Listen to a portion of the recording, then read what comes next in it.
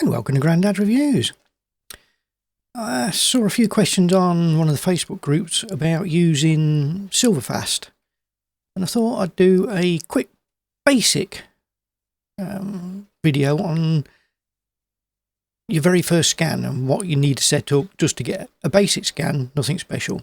And I'll probably do a second video looking at a more advanced scan using the raw capabilities at SilverFast and converting your negatives that way. So we'll just do a basic scan. So in my B700, I've just got one strip of film in. We'll do a bulk scan on one strip and I'll show you how that goes. So we start up SilverFast,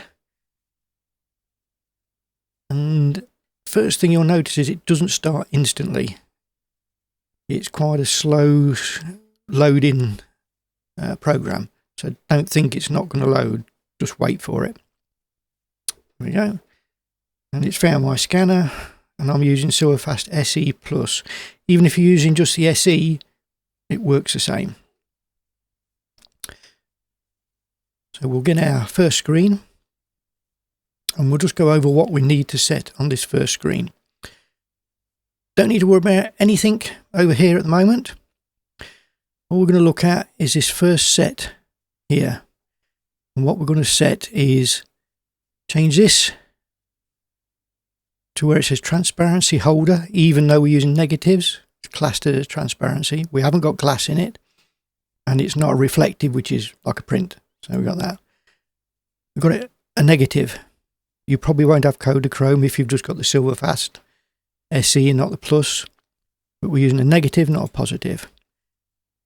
Now a bit depth, because we're doing colour, I'll do 48 to 24 bit, that's most you're going to get.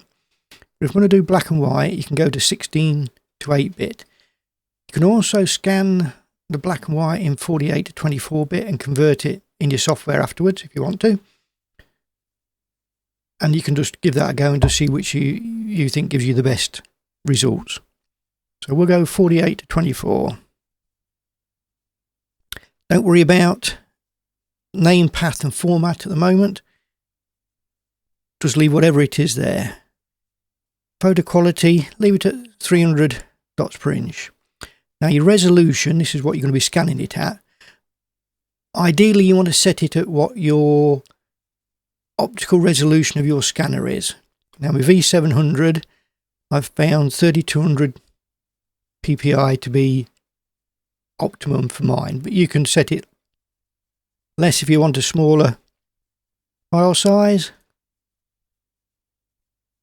or more if you want to really go for it. But I found 32, and the plus deck I've got, I set it at 36.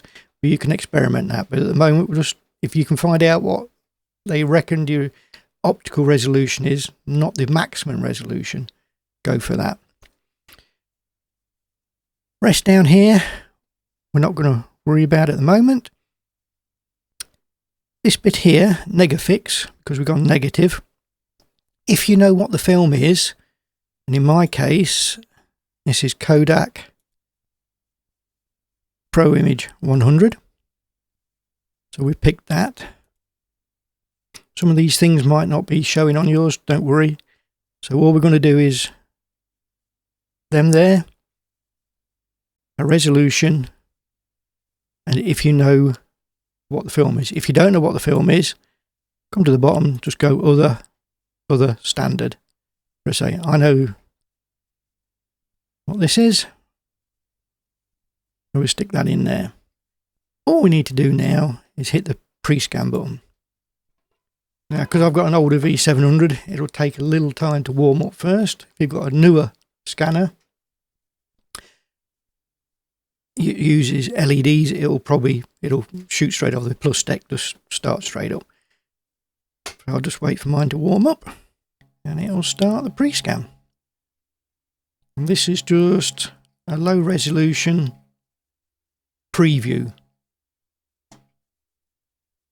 Now, if you're going to do a bulk scan, but you've only got 2, 1 or 3 strips in, and not all 4, what we need to do first is get rid of the frames that don't exist, but we can do it in two ways. We'll do it the quick way. It's done its pre-scan. Don't worry what it's done here. Go up to frame, find frames, film strip 35mm holder. And it's found the frames that's actually there. It's ignored these up here because there's nothing in them. It's found these frames. What we want to do first is get these frames reasonably lined up because they don't get it accurate.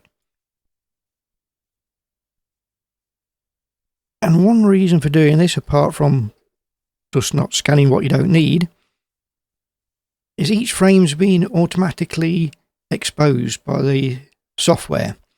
And if you've got, like down here, you've got some of the edge, which is the black, it'll give you a different exposure to when you bring them in. And sometimes when you bring them in, you'll suddenly see the exposure change.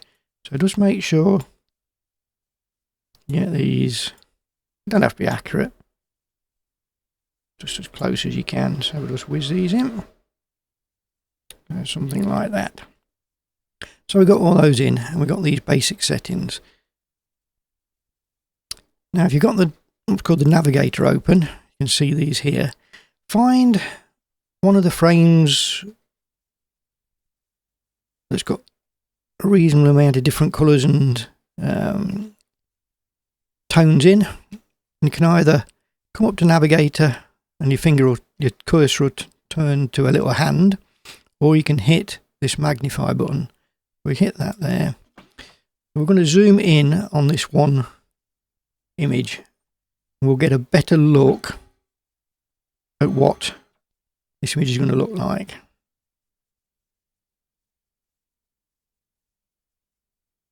So just let it do its scan. And in this quick look, we're not going to look around with too many of these settings here. Some you might not have, multiple exposure, depending on what you've got. Or to adapt it, you might not have any of these, but we're not going to go into these just yet. So it's done its basic scan, and you can adjust the width of these. Make sure you don't get on these handles here, because all you'll do is pull the whole thing. Make sure you get the little arrows. Now, first off, we're just going to have a look at that and go, does it look reasonably colour accurate? Do they look reasonable? If we flip this so we can look at it a bit better. So this one you can rotate. So this has got a little bit of a magenta cast. Drop this down so we can see a bit more. So this is the orange mask detection section. We've got it on auto and colour correction. Turn auto off. Turn that off. If I turn colour correction on, it goes a bit bluey. We can turn this up, go all the way, have a look. Won't make a huge amount of difference. All the way down.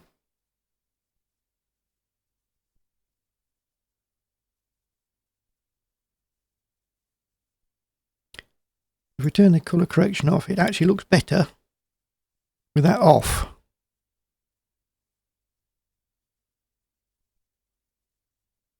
Gone a bit bluey there. So just try different settings, because the software is not perfect.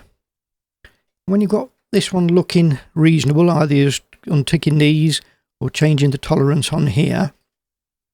If it's wildly out, you can go up to this called the pipette.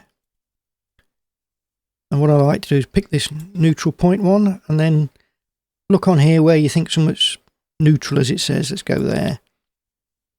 And then it'll try and colour balance that out. In this case, I think the switching this off gives me a better look. We click back on here.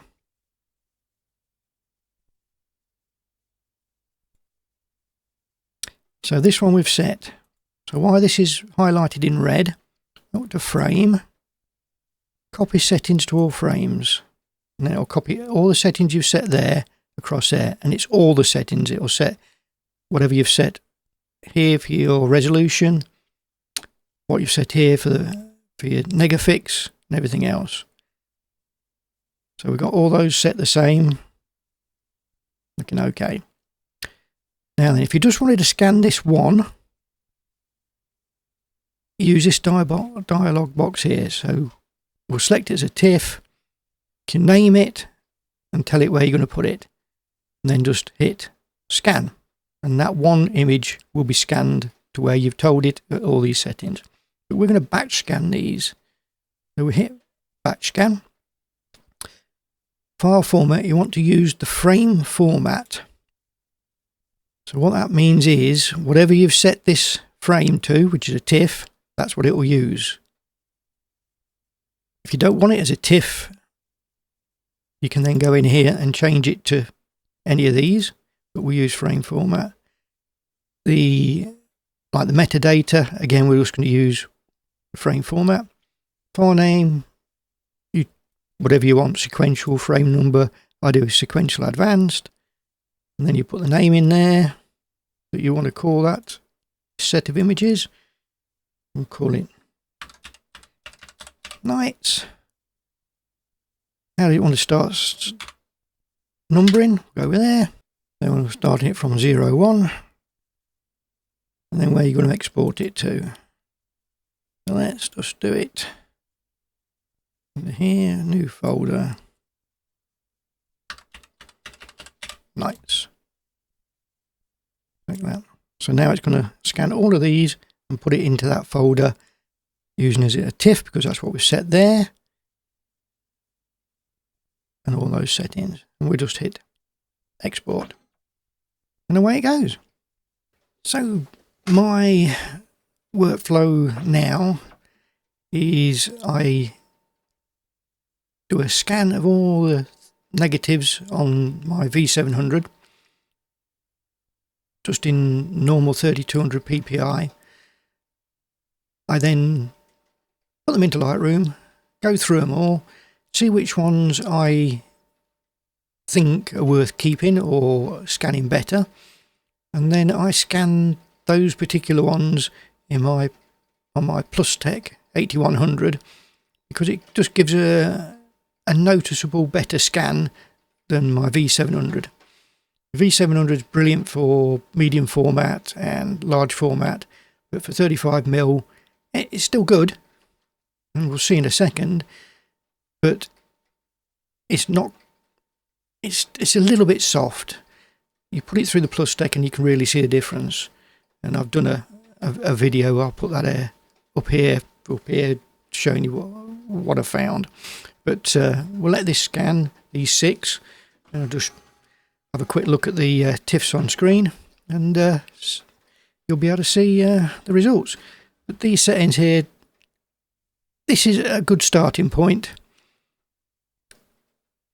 and then we can work from there if you've got any issues. But as long as you get a reasonable scanning with these basic settings, you can do most of your editing in your editing software. If you haven't got editing software, then you can still edit these in here using these controls here and up here, and we can you can get them to basically where you want them.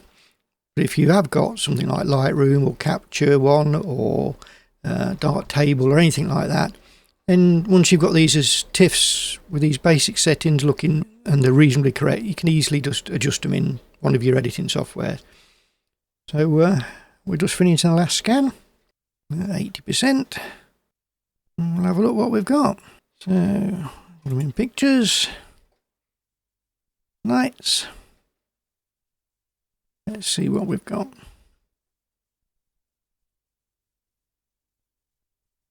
Yep, so nice scan there.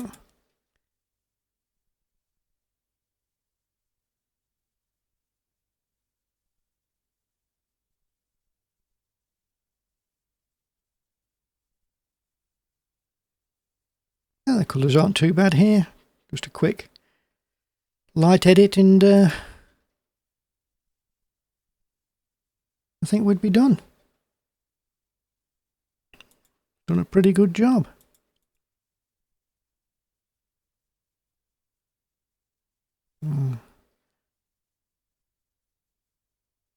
Yeah. So that's my quick look at SilverFast and doing your first basic scan. Once you've got those files like we've got them there, just stick them in your image editing software, and you can soon sort that out. Just a bit of light editing and you're done. The next video I do, we'll go a bit more into depth and we'll look at the 48-bit RAW and how I use that to get a DNG file that we can convert in a number of ways. So if you enjoyed the video, get a thumbs up. Want to see more videos like this, hit that subscribe button. Till next time, see you later.